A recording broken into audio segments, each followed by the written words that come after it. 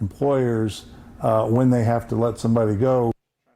Local businesses have a matter of weeks now to put President Biden's COVID-19 vaccine mandate in place. It's the White House's boldest move yet to get Americans vaccinated. The order applies to all companies with 100 or more employees, or about 84 million workers out there. They'll have until January 4th to get fully vaccinated. Unvaccinated workers will have to test negative once a week or wear a mask at the workplace. While businesses get ready for the mandate, the state of Indiana is suing to keep it from ever taking effect. Yeah, we have team coverage tonight, beginning with News 8's Adam Pinsker on how this could create an extra layer of paperwork for Indiana companies. Adam.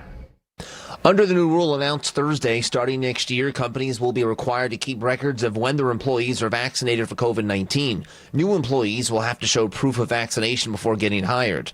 The Indiana Chamber of Commerce worries these mandates will shake up an already unstable job market. President and CEO Kevin Brinegar says the timing couldn't be worse as the economy is going through a period he calls the Great Resignation.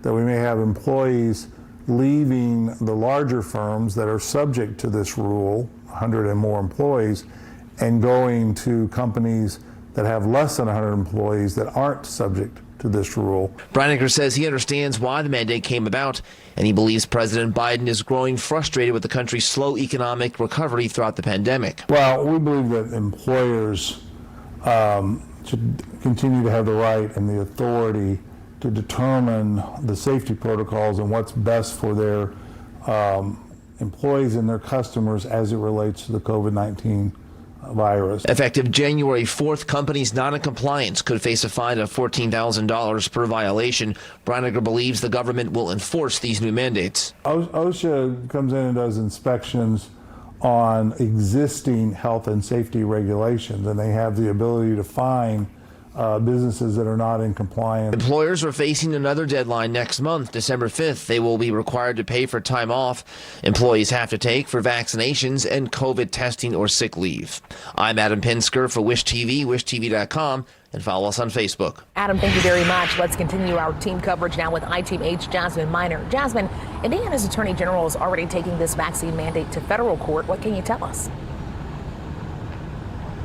Yeah, absolutely, Alexis. Well, Attorney General Tyler Keita did not mince words today, calling President Biden's new vaccine mandate egregious and a violation of state rights. In fact, the Attorney General is suing to block the new mandate that President Biden announced today, as well as two others, the one on federal contractors and on healthcare workers whose companies receive Medicare and Medicaid dollars. Now, Keita says the mandates will harm the state's economy and that the ability to provide a weekly test to thousands of Hoosiers not wanting the vaccine may not be possible. I asked Keita if there's concern of another major COVID outbreak without the mandates. It's been with us for years now. Joe Biden, the federal government's play here is so egregious and really so insidious is that this is not a workplace issue.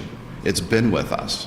I don't know how many of you have waited 5 days to get a test, get someplace to get a test.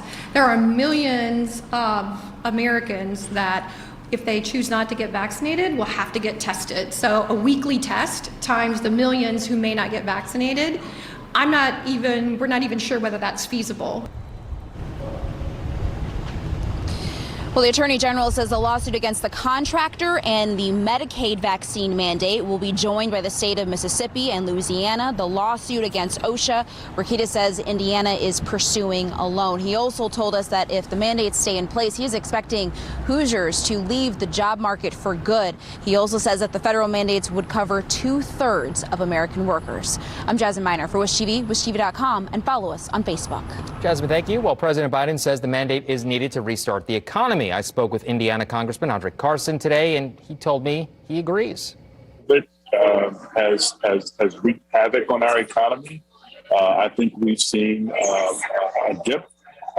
We are now on the incline, but we have to do much more. And in the midst of so many contentious legislative battles, we're battling right now to pass a Build Back Better and the BIF, or the infrastructure bill.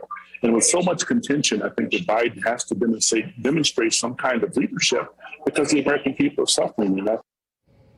Carson says there's nobody better than the president to be bold and make a statement about employees and how they're treated.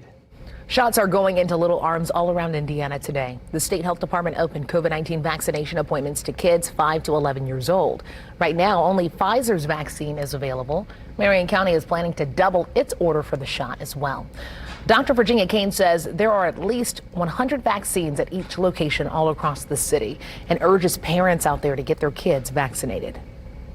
This is such a critical tool for the protection and prevention of serious COVID-19 infection in our children. And so if we can make a dent, even a third of the children from 5 to 11 being vaccinated will be huge in giving us substantial benefits. There's a clinic opened right now at the Northwest District on Michigan Road until 7 p.m. Now, walk-ins are welcome there, though appointments are encouraged.